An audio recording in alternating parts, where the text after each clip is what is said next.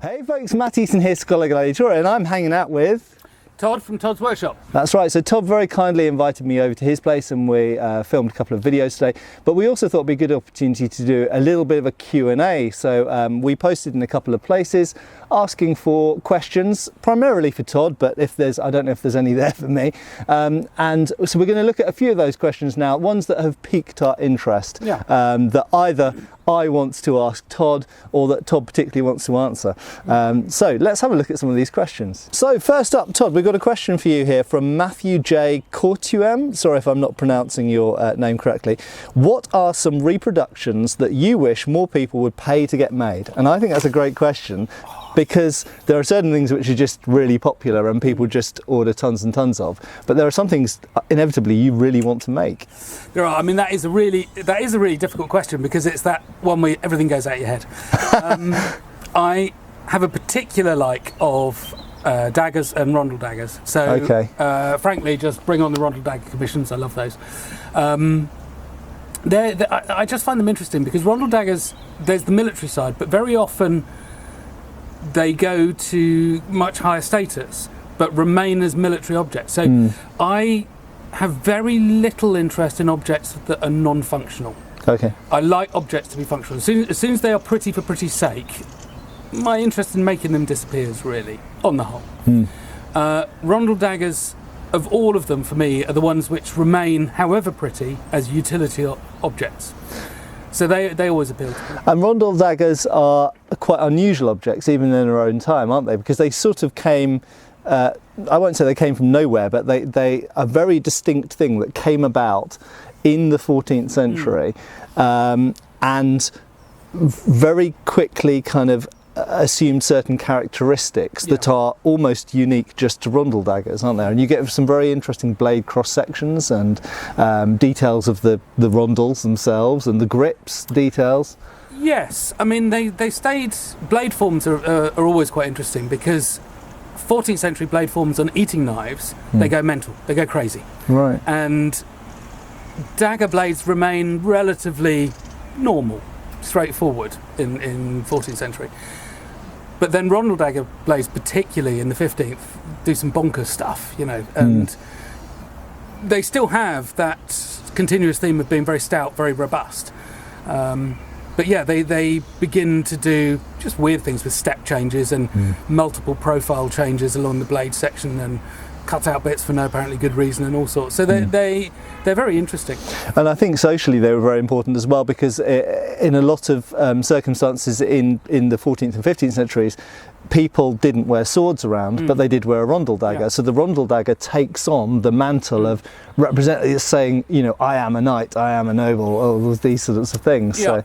Well, what's interesting actually, I've just started selling on Todd Cutler. It's not an advert for that, but what I can't remember what I call it now, but it's like a rondel that is really quite short bladed, and I've based it on the X1 from the Royal Armouries, if you know that one. It says twisted grip and a sort of repoussé pommel. Okay.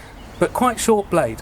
But what's really interesting about those is we envisage rondel daggers, and they very often were, with whopping great big blades on, you know, that will get you through from one side to the other, whichever direction you want it. But these ones are short, and I think they're sort of for court dress. They're for Sunday best rondel daggers. Right. And they're still very much military objects, but the blades are much shorter on them. But what I find really curious about them is because, of course, the longer the blade is, the more the leverage and the more likely it is to stay upright. You put a short blade on a dagger and the pommel weight starts to over-centre them. And you see very, very often in manuscript pictures these small sort of dressy rondel daggers, which are actually upside down, but the handle is hanging downward. You know, maybe not completely upside down, but they'll be at an angle like that where that is the handle, and you're going, it's just nonsensical. Yeah. You know, really. And I guess in that situation, the sheath or scabbard becomes very important to keeping it where it's supposed to be, otherwise it's just going to fall on the floor, isn't it? Yes, no, absolutely. But I don't know any dagger scabbards like that which have a keeper on it, if you like to keep the knife in. So it must just be a friction fit. Yeah, really. Just a well-made, well-fitted. Yeah. But there's a lot there, and this is one of the things that I love about history. There's a lot to say that scabbards very often didn't come with knives. You bought the knife and then you bought the scabbard, and it kind of probably fitted. And you look at a lot of the Museum of London books, which are mainly eating knives, but But again, there's a fantastic one from Finland, Dig in Finland, and then the Dublin books. There are books out there where the sheaths for again, eating knives particularly, are usually like 1mm sheepskin or something like that. They have just no structural integrity, no ability to be a good quality item, you know, and we have so few dagger scabbards that there's just a lot of mystery there about it. So there you go, Matthew. The answer to your question is Todd would like to make more of what he currently already makes. That's lots of daggers, but presumably other varieties and other examples of Rondelle daggers, particularly. Bring me weird ones. Yeah, so there you go. Get your Rondelle dagger orders in now. So the next question that's come in on Todd's page is from Nathan Zimmerman, who asks, what were the popular grinding or finishing / polishing methods from the medieval period, and how did these techniques evolve through the era of prolific sword and melee weapon usage, and what were finishes like on different status weapons? So I think there's a few different questions in there. Yeah. Should we maybe divide it down into what did they use to grind and polish? How was it done? And then what do you think about the finishes? So this is a question I get asked a lot. And indeed, do I know anything about it at all? Well, I've asked a few people over the years. People like Peter Johnson and my good friend Fabrice Cognac, who've studied a lot of original artefacts. I've said to them, what do you think the actual level of polish was like on a typical medieval sword blade? Now, believe it or not, this is a question that's not very easy to answer because, of course, most medieval sword blades are either archaeologically found in a river or in the ground or wherever, or they're from a museum where they've been continuously cleaned. Yeah. So any kind of original polish is kind of lost, you know. So do you know anything about the grinding and polishing methods that they were using? I know a little bit, by the way. Yeah, I think there's certainly a lot that we can discount. But there's a lot that we probably just simply don't know about. We were talking earlier on about water-powered wheels, for instance, grinding wheels. So I think for the bigger rough grinding, because of course when you forge a blade, you forge it reasonably to shape, you know, and you want to waste as little metal as possible. And the more stuff that disappears in dust and slurry and scale on the floor, the worse it is. So you forge as close to shape as you can. But then you are going to grind it. That's heavy grinding. So one of the things is, what were the most popular grinding techniques? Labour, you know, is simply it. You put time into it because it all takes time. But yeah, wheels, for sure, on the rough grinding. But then when you have things like fullers, you can forge them in, but very often ground in as well. But what we can do now with a 12mm, a half-inch rotating belt on a wheel, or if that's where you choose to do it, wasn't an option for them. So you would, rough forge in your fuller, and then you'd be sliding stones up it. Nobody does that now. No, I mean, I know that. So there's a few manuscript images from the period from the 14th century. The Romance of Alexander shows big grinding wheel used. Seems to perhaps be for sharpening a sword, but we do see there is an image of a sort of wooden, it looks to be wooden anyway, slat with what appears to be a sort of stone set in it, and they seem to be doing the fuller. So they seem to be either grinding or polishing, smoothing the fuller by hand. But then if we fast forward, certainly by the 16th century, water-driven big wheels and belts seem to have been quite extensively used. And I think probably in the 15th century there was a general transition from more sort of simple labour to more and more use of machinery. Yeah, probably. And I mean, I know certainly armourers' shops, for instance, would use horse-powered or dog-powered wheels and things like that. Dog-powered? Yeah. Was that a thing? That was wow. Bring it back. Bring it back. That's the small up-and-coming shop where you can't afford an army of Pomeranians walking around on but are they dogs? So that was always an option. But in terms of polishing as well, really, yes, it's going to be stones, but I don't know. I don't know if they did it in the way the Japanese did with going through the grits. I'm sure they probably did. But then otherwise, a rag with some lard on it and silt, or depending on your... Some abrasive, depending on your grit. So, for instance, if you're going for a super fine polish, then clay on a slightly greasy rag is going to give you that jeweler's rouge kind of polish. Yeah. I suspect you're always going to have the odd coarse scratch, where if I make a blade now, I'll see a coarse scratch, I'll go back because it's easy and I'll get rid of it. I think back then they would have looked at it and they've gone, going through. Yeah. So I mean, I think the basic answer to they did a lot of things by hand. They did use some water wheels and other power-driven things. They used different forms of grinding wheel and possibly leather covered wheels with some polishing paste. Well, I think that's a possibility. Incidentally, also we see these workshop images of people lying flat and with your nose to the grindstone is interesting. One of my commenters on one of my videos recently pointed out, and I'd never thought about that before, but there are numerous images of people lying flat on their bellies on a wooden plank holding the blade against this water-driven wheel, and they've got their nose to the grindstone.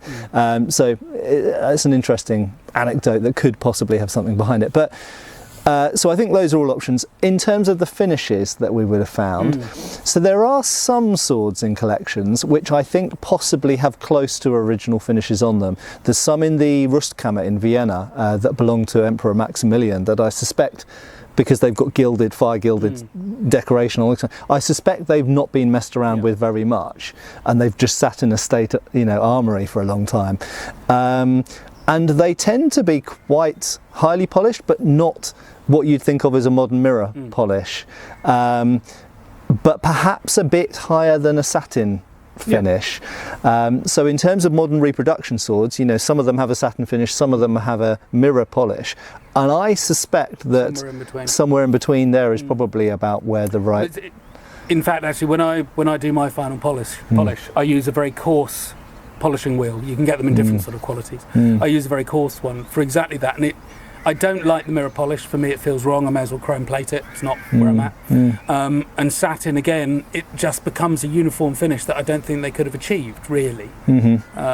So, yes, I tend to go, actually, for a little better than a satin. For me, it just looks good. But the other thing, actually, for all of us, if we want to pursue that clue about what we're looking for, is right in between, the intersection between a guard and a blade is always going to be difficult for a museum curator or your local servant or whoever it is who cleans your swords to get into that junction there. But you will have cleaned that up as a blade before you assemble it onto the hilt work. So if you want to look for the truest representation of what the blade was ever like, I'd go and look at that first 2, 3, 4 millimeters right by the guard. And that, I think, is where it's been least disturbed. Yeah. The only last thing that comes to my mind that relates to this question is we find these references in the age of pattern welded blades of the serpent in the steel kind of thing, and there must have been a certain degree of finish to blades if we go back into the Viking era and the migration period for them to be able to see the pattern welding. Yes, it doesn't need to be stunning if you're etching it, but it will always be clearer, like the hamon on Japanese blades. It will always be clearer the better polished it is. But I think if you've got yourself to a flat surface, even if it's a little bit scratchy here and there, if it's fundamentally a flat surface and it's fundamentally something like a satin, to take it from there is, right, it's your forge boy, isn't it? He'll sit there for a day with a clay on a rag, just giving it what for, and at that point, and it's a good job for an apprentice as well, for someone who's coming into the trade, and you want to give them something simple to do that they can't mess up too badly. You just give them a fine grit and go, there you go, see you next week. Exactly that. Labour is free pretty much in that case. And there's maybe a question to be asked about whether the increased use of water powered or dog powered machinery comes about partially after the Black Death, after the plagues, and with the increasing cost of labour. Perhaps that was an added motivation to create new machinery, possibly, or maybe it was just the gradual moving forward of technology that was available to them. But anyway, great question. Thanks for asking, Nathan. I hope that's gone some way to answering your question. And let's look at another one now. Right, so we've got a question here from, I'm going to have real problems with your name, I'm afraid, but I will try my best. It's Nokni Jastkrab, and he or she says, I'd like to know more about the use of crossbows from horseback. Ooh, good question. And what spanning methods could have been used in that context? Good use of the word context there. Oh, and maybe something about the Roman use of crossbows. Right. Okay, what I would like to say about this one, it is a very interesting question, and we would all like to know a lot more about use of crossbows from horseback, I think is very fair to say. So, in fact, I've been having some chats with Jason Kingsley from Modern History TV about doing a series of films about exactly this. And so I don't really want to go into depth about it, but watch Jason's channel, watch my channel. You will come across it in the next weeks, months. We're going to be looking at that. But what I can say is it does seem to be a very popular technique, particularly in the German countries. My assumption had always been that it was static. It was a bit like the English longbowmen were employed as horse archers. You can see it on the rolls. But what they mean by that is you get to where you are deployed on a horse so you can move swiftly. You are a rapid response force. Dragoons, that's what dragoons were originally, yeah. So you get there and you deploy quickly and you shoot from the ground. The Germans didn't seem to do that. They did seem to shoot from horseback. And what I can also say is it seems to be the most popular method of spanning seems to be Cranachwins. But that's all I want to say at the moment. And Jason and I are going to have a look at that, hopefully in a little bit of depth in the future. But then the last part of that was about the Roman use of crossbows. Yeah. Now, what I say so much on my channel is, but we just don't know. And yet again, we just don't know. So, the Romans used and wrote about, Vitruvius certainly wrote about, the use of a machine, a device that they called arcuballista. Arcu you can interpret to mean a bow. So not a torsion weapon, but a bow weapon. Ballista, obviously, we know is about throwing stuff around. So it is a bow throwing stuff around. Obviously, it's not hand bow, or they would have called it a bow. So it is something else. It seems to have been used in naval warfare. There is, I haven't looked at it massively, but there's definitely descriptions about how, where, and when it should be used. However, we have none from the archaeological record that we can identify as being one of these mystery objects. And there are two stone reliefs, I think both in France, and they're both around 230, 250 AD, of what we think are arcuballista. And what is very interesting, I don't know if you know this, but you have a stock and what looks like a rotating nut, so exactly the medieval trigger system, which was presumably developed by the Romans. But you have a stock, you have the trigger, and then you have a handle behind it. So the whole device is quite short, no shoulder stock. But then if you look at, there's a manuscript of the Crusaders attacking Constantinople, 1089 I think it was, and they're attacking the walls, and the Crusaders with the crossbows there, as far as I can tell, are identical to the arcuballista, that you have a stock and a handle at the back, not the crossbow format that we would now associate, let's say, from the year 1200. So what we can say is it looks like from, let's say, 200 AD, the Romans had something that we would identify as being a crossbow, and that it had almost no development through until the year 1100, and then something between 1100 and 1200 begins to rapidly change. Yeah, I mean, I don't have an awful lot to add. That's a very full answer to all of those things. In terms of crossbows from horseback, I'm very much looking forward to your videos with Jason on that. That'll be really great. As a student of HEMA, and any of you out there who are familiar with Talhofer will know that their crossbows are shown being used from horseback in Talhofer in the 1467, possibly in the 59, and there's a technique shown of how to protect yourself from someone riding after you with a crossbow to shoot you, and you use your lance and you kind of hide behind you. It's a big fat lance, and you kind of drape it across your back and hide behind it. So that shows a clear example of someone who's very clearly chasing after someone with the intention of shooting them. And I think there's a fair number of hunting images as well, aren't there, of crossbows being used to shoot boars and other things and deer from horseback. Again, usually German sources. And I think the Cranachwin is what they're usually shown kind of dangling by their belt or something like that, isn't it? But so yeah, I have read, and this is complete conjecture and this is not something I've directly researched, I have read that it may possibly have been a Holy Roman Empire response to Tartars.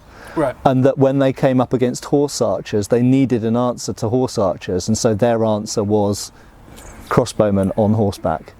It's always dangerous being simplistic about these things, but when a horse archer can deliver 10 or 15 arrows at the rate that you are delivering your one, I'm thinking it's not a very good response. No, very very low rate of fire, and you know, if you miss, you've now got to reload for quite some time. And yeah, who knows? But maybe they did. Maybe they had some tactic where they went up in alternate kind of waves, volleys, or who knows. Anyway, fascinating question. The only other thing, I've got a question for you about the gastrophytes. Oh yeah. So how does that fit into the whole world of... We don't know. No, okay. So the gastrophytes is, there's a video on my channel showing it. It's a very early crossbow, peculiar device, but you load it by leaning down on it, and it drives the trigger system backwards in the mechanism, catches, and then you can load an arrow and it shoots. So it's a very interesting device in the sense of you can shoot a fairly heavy bow for a long period because all you are doing is just leaning forward. You know, it doesn't take very much work. You can be more accurate with it than you would think because you don't shoot it from a shoulder stock, you shoot it from the hip or possibly from a stand. There are different interpretations of it. It may or may not have been first used and developed for the siege of Syracuse, which was 500-ish BC, I think. I don't know exactly. But it does look like perhaps it... Oh no, it's a bit earlier than that. But it does look like perhaps it predated the siege of Syracuse. So there's very little we know. And all we have is a drawing that Heron of Alexandria did. He died in AD 70, so let's just say AD 35, with a bit of a description. That's all we have, really. So he was describing a device that was 400 years old to him. But also what is very evidently clear is both the trigger mechanism and the way it catches within the stock absolutely runs in parallel with the Greek artillery, and then obviously goes on to educate the Roman artillery, who of course were fantastic at stealing ideas like that. And you know, the ballista, or whatever you want to call it, with torsion powered limbs is, although it's not a crossbow, is a similar setup, isn't it? It's a different way of powering the limbs, but the basic arrangement and even the trigger mechanism you could use for either. If you did build a giant Leonardo da Vinci crossbow, you could put a similar trigger mechanism on it. You could. There'd be no reason not to do that at all. The trigger mechanism that the Romans used was very, very good. There was nothing wrong with it at all.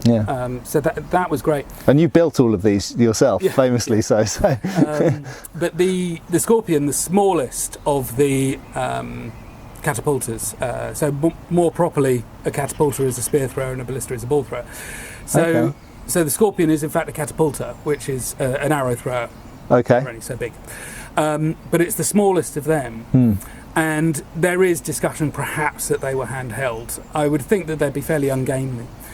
But the whole thing about Roman artillery is just absolutely fascinating about the way it works.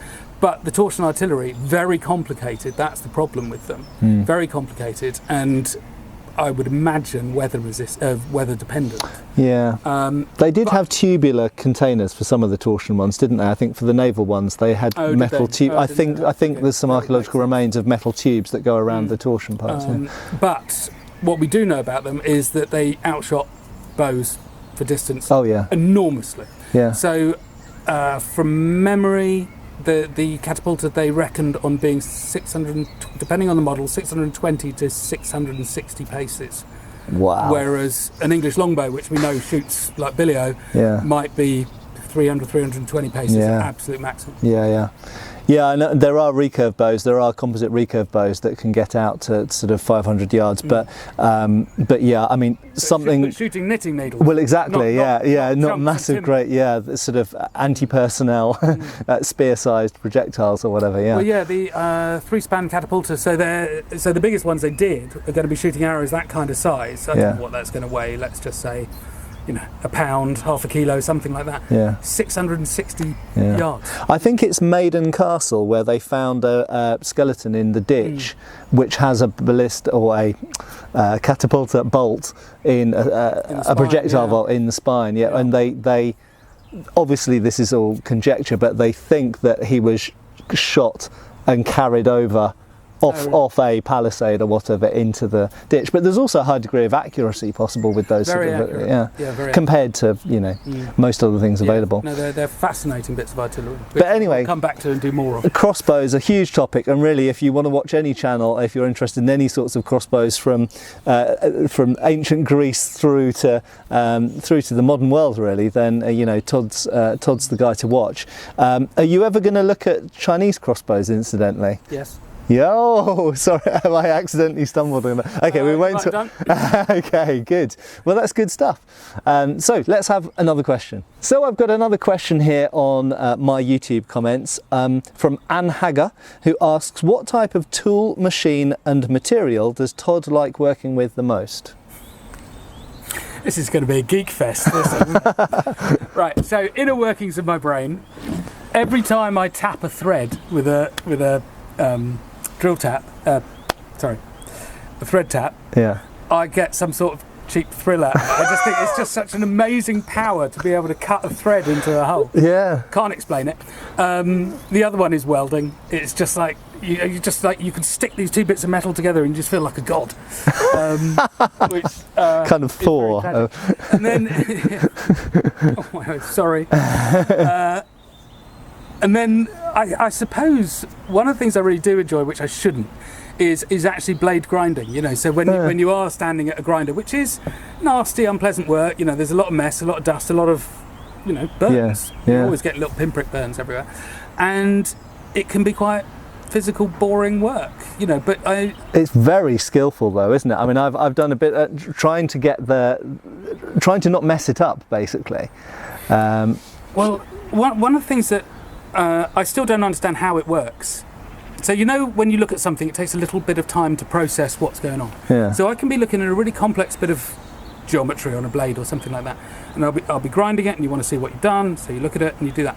But literally, I'll be going, and somehow I'm registering what's going on in that 0.2 of a second, and getting the angle right when you go back to it. And I don't really understand how it's physically possible. It's practice, surely, isn't it? It's just But yeah, so I like blade grinding. Sorry. So tapping, putting threads on things with a what's that? A die? Die is the exterior. Tap is on the interior. Oh, okay. Oh, so you like putting the thread on the interior? Yeah, anybody can do it on the outside. You can do it with a file. There's no interest in that. Oh, okay. So I was imagining a thread on the. Oh, so you like putting a thread into something, right? Okay. You like grinding.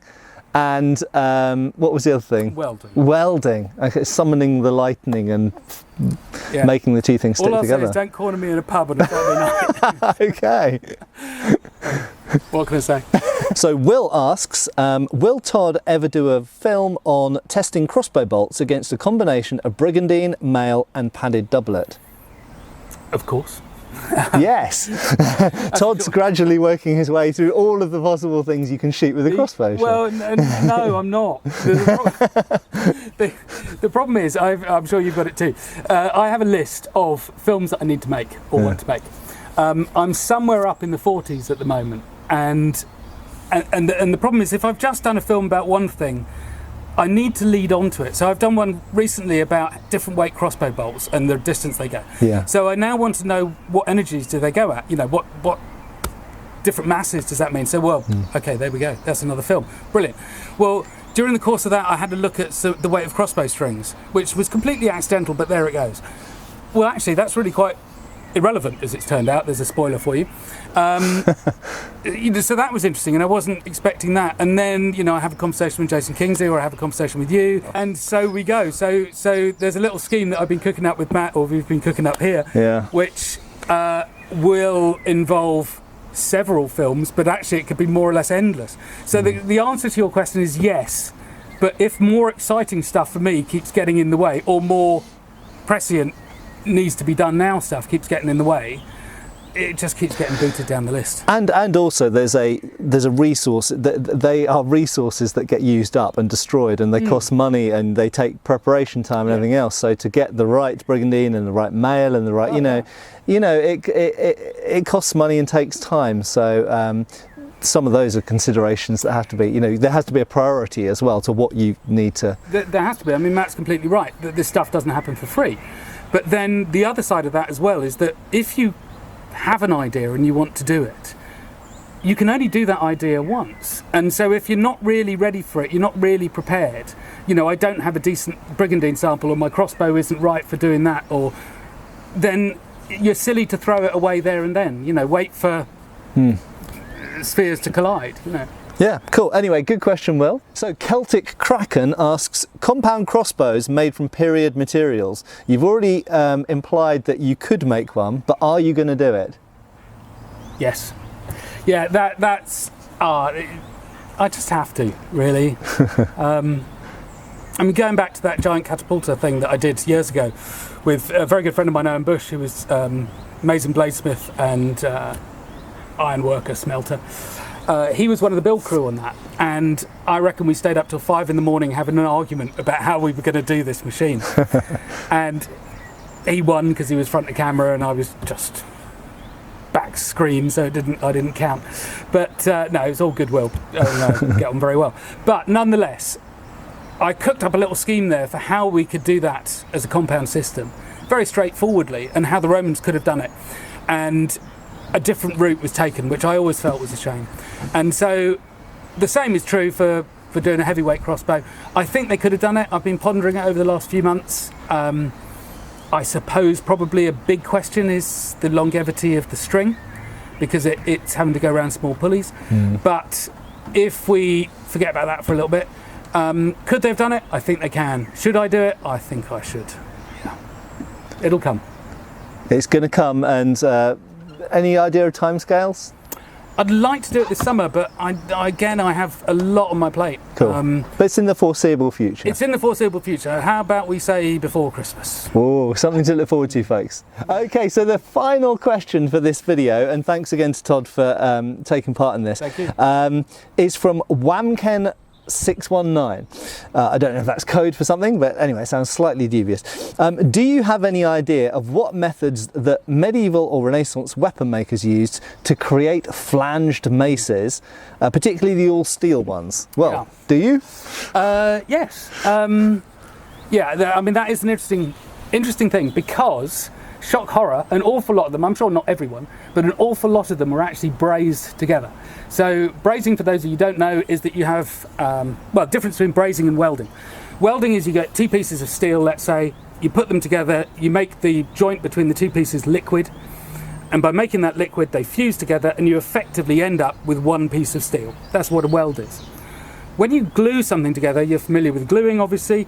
Whatever kind of glue you use, you have two pieces of material, glue goes in the gap, and the joint is as strong as the glue is. Well, brazing is basically a liquid metal glue. It's nothing else than that. And lead soldering on your pipes at home is actually sort of a brazing, basically, it's the same thing. Brazing in modern sense now is much more known as brass or silicon bronze brazing. So that's what you see, the goldy coloured blobby stuff, often badly done.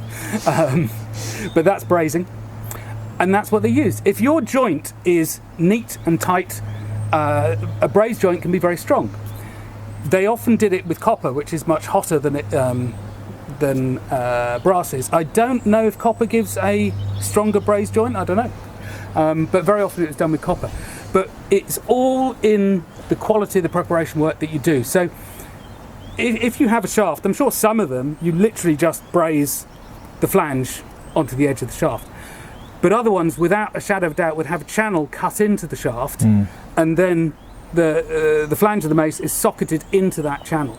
And then when you braze that up, you end up with a very, very strong joint. Because it's a larger surface area. Larger surface area, and from different angles as well. So you're not putting any edge into peel. Yeah. And then again, what you'll often see if you check them out in museums is like a capping ring that goes on the top of the flanges and on the bottom of the flanges as well. So I suppose technically, even if the flange breaks free, if it's sat in a groove, even if the flange breaks free of the brazing, as long as the capping rings are still holding it in place, it might be wobbly, but it's still going to do somebody some damage. Some years ago, I took some measurements of one in the British Museum, and it's tucked away in a weird location. It's not with the weapons. It's down in the sort of where there's a load of books and library and other kind of random stuff. and that has rings above and below, such that the flanges go into slots like you describe. And I suppose it's possible that they could have been sort of dovetailed to some extent, which would increase their, so they would slot in. They could well have been. I mean, talking to Fabrice Cognot, I was looking at who, if you're not familiar with his work, he's amazing.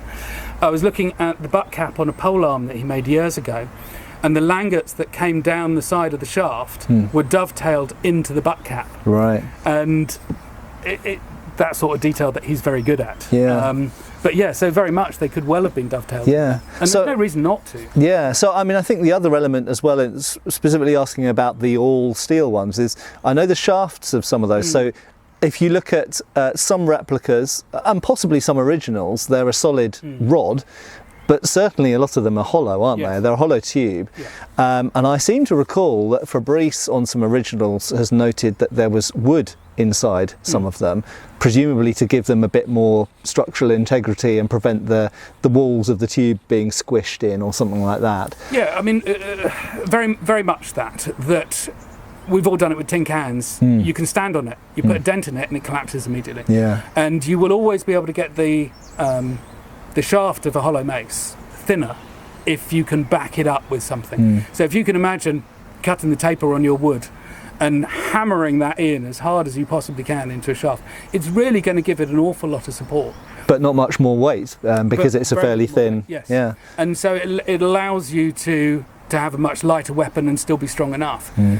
But again, it is this thing that weapons think that they should be able to be people think weapons should be indestructible under all circumstances, and it just isn't the case, you know. And there will be beautiful maces in museums. There'll be an awful lot where the shafts broke. Oh yeah, or the flanges came that off, got thrown in a ditch and rusted away to nothing. Yeah. And those tubes, would they be formed from a flat sheet that's rolled around and then brazed along an edge or something like that, or forge welded? They could be either. They it's complicated. I'm not going to pretend that I could do this, but I know about the process. But it is complicated to forge weld a long thin tube like that. Right. But it is possible. Yeah. But equally on something like that, my gut feeling would be, if you did back it up with a wooden core like that, that putting a brazed joint on it of a 2 or a 3 millimeter overlap would give you perfect adequate strength. I couldn't see that being a problem. And again, I haven't looked for it. Yeah, and sometimes on those shafts you see ribs around them, which look decorative, but actually they may have if they were rings that were inserted up the shaft, they may have had a structural purpose as well. They, on a thin rolled metal tube, they would certainly have a structural reason for being there. Yeah. So I hope that has been educational and interesting. Thanks very much to Todd for answering these questions, and thanks very much to you as well for asking them, because we were going to do this sort of video anyway, but you asked some questions that we wouldn't have thought of by ourselves. So as always, your input hugely valuable, and we look forward to your comments underneath here. Obviously you all know Todd's channel and you're all subscribed anyway. If you're not, then go and do so right now. But always interested to read comments below here, because they feed our ideas for future videos for both of us. So thanks a lot for watching, thanks a lot for commenting, give us a like, and check out, obviously subscribe to both our channels, and we'll both see you individually or perhaps together very soon, back on my channel or on Todd's. Thanks a lot for watching, guys. Thank you. Thanks for watching. We've got extra videos on Patreon. Please give our Facebook a like and subscribe if you haven't already. Cheers, folks.